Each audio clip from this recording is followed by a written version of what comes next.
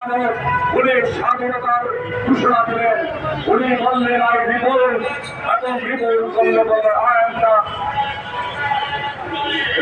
I am the acting president of People's Republic of Bangladesh.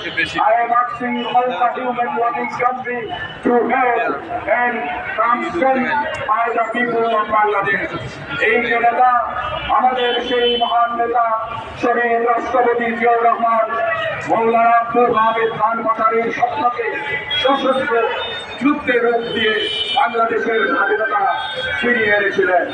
শুধু ছিনিয়ে এনে উনি বসে থাকেন নাই, বাংলাদেশকে একটি আধুনিক রাষ্ট্রে, সর্বমুক্ত রাষ্ট্রে এবং বাংলাদেশকে আগামী দিনে বিশ্বের মানচিত্রে সুস্থভাবে পরিচালনা করার জন্য বাংলাদেশকে গণতান্ত্রিক রাষ্ট্রে নিয়ে এসেছিলেন এবং বাংলাদেশের জনগণের কাছে 19 দফা পেশ করেছিলেন।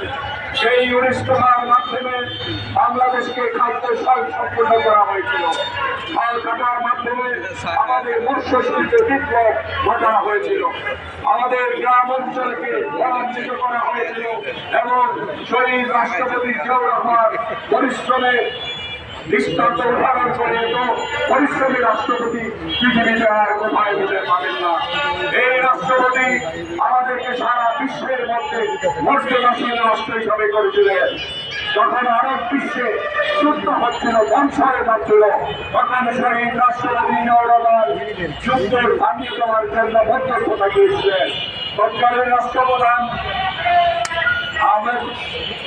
তিনি রাষ্ট্রপ্রধান আহমেদ সিদ্দিকী এবং প্যালেস্টাইনের প্রধান জনাব ইয়াসির আরাফাত এবং আমাদের নেতা শহীদ রাষ্ট্রপতি জিয়াউর রহমানের সমন্বয়ে গঠিত হয়েছিল আলাস্কা।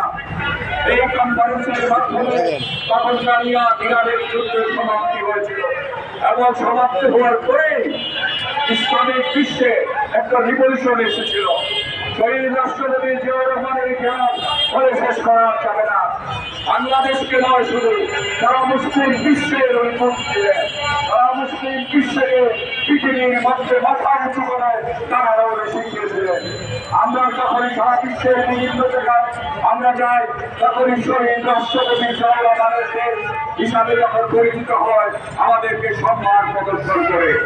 আর আরেকজন ছিল স্বাধীনতার পরবর্তী পর্যায়ে, যখন উনি বাংলাদেশে ছিলেন, রাষ্ট্রের প্রধান ছিলেন, তখন আমেরিকার পররাষ্ট্রমন্ত্রী হেনরি কিসিঞ্জার এসেছিল।